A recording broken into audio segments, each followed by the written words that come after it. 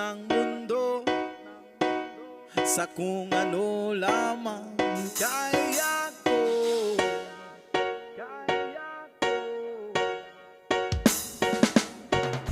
Bigang-biga na sa mga problemang di masolusyonan agad. Parang wala nang bukas. Pwede bang umiwas?